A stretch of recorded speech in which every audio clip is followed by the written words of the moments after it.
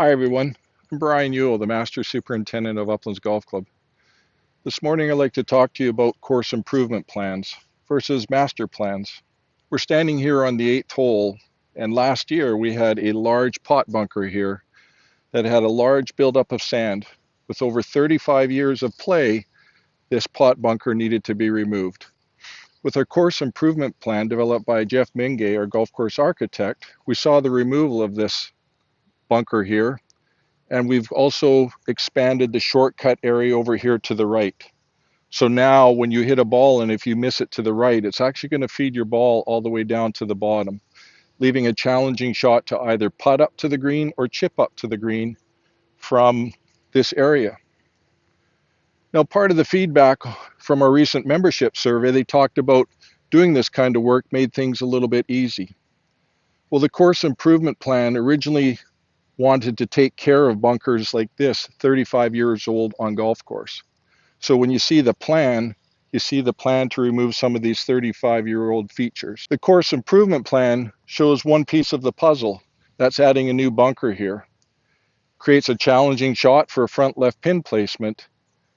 But what you don't see with the new plan and new features coming after we replace all these old 35-year-old bunkers is new features. The new plan calls for a bunker in the middle right of this fairway and then a bunker to the right. So when you look at the concept plan, you're standing on the tee. Now all of a sudden you have to decide, how am I going to get around these bunkers?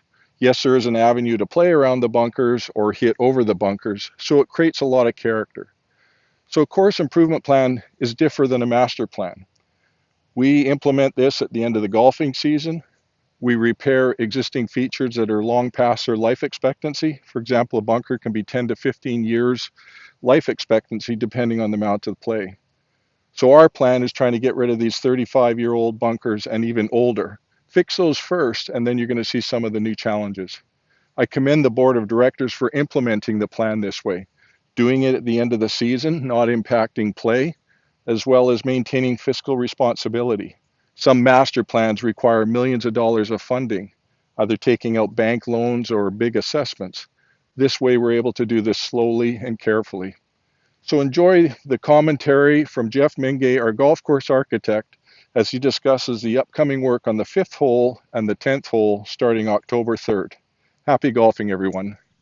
All right, here we are at the fifth hole, fairway bunkers, which are proposed to be eliminated as part of this project, in part because sand's contaminated, drainage isn't working as well as it used to. But also, what's interesting is the width of the fairway here at the fifth hole. Between the maple tree in the right rough and the fairway bunkers, the fairway is only 19 yards wide.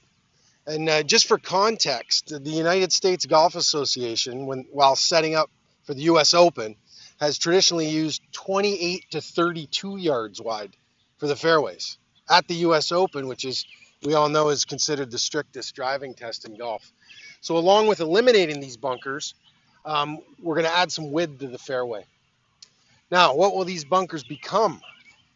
Uh, Interestingly, we just did some work at the sixth hole where the fairway bunkers were eliminated as well. And I don't particularly like the term grass bunker, but effectively what we did at the sixth is convert those fairway bunkers to grass depressions and some contour that will continue to serve as driving hazards without there being sand. And we're going to kind of duplicate that idea here at the fifth. Eliminate these bunkers, but preserve a driving hazard while also adding some width to the fairway. All right, here we are at the fifth green.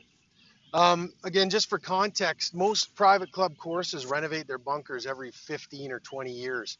These bunkers around the green at the fifth are 35 years old. So needless to say, they're in need of some renovation to improve function. Again, get rid of contaminated sand, improve drainage. But similar to the fairway bunkers and similar to what we're doing throughout the golf course, we are actually going to significantly reduce the sand footprint around the fifth green.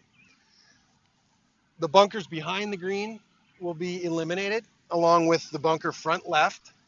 And similar to what we've done at the second and eighth holes, for example, We're going to take the high surrounds, which were added subsequent to the original design of this golf course, and we're going to bring them down. And what that's going to do is it's going to bring the green into view as the focal point again. Right now, the surrounds, the high surrounds, and all the bunkers are the focal point when you're looking at number 5. So again, by softening the mounds, eliminating the bunkers, we're going to bring the green back in as a focal point. Back right of the green, by softening the mounds, we're going to eliminate a pinch point, which causes some maintenance issues in terms of traffic. Traffic is funneled between the bunker and a mound, and when every golfer exiting this green walks in the same spot, Brian and his staff really deal with wear problems that are unnecessary and can be eliminated.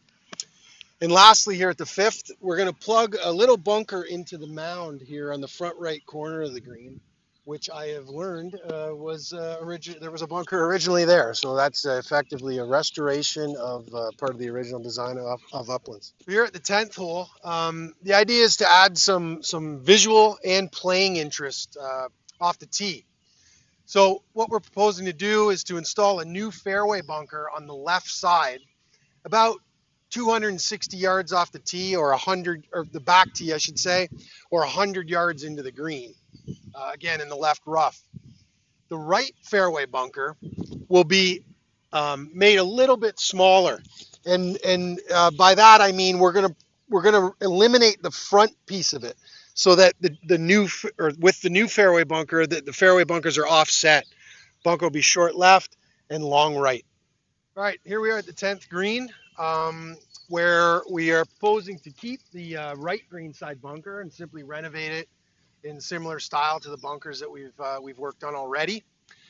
Also, we're going to eliminate the back left bunker for a couple of reasons. First of all, it'll improve traffic flow off the back of the green to the next tee. There's currently a pinch point back there right now. That bunker also presents maintenance challenges and playability challenges as well that are unnecessary. So that bunker will go away.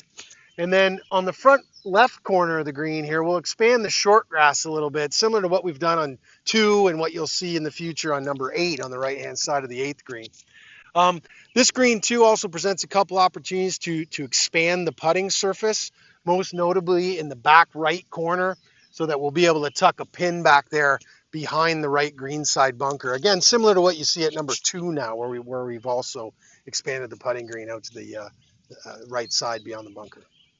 The right green side bunker will simply be renovated pretty much in its current place. We'll just give it a new style to match the most recent bunkers that we've renovated on the course.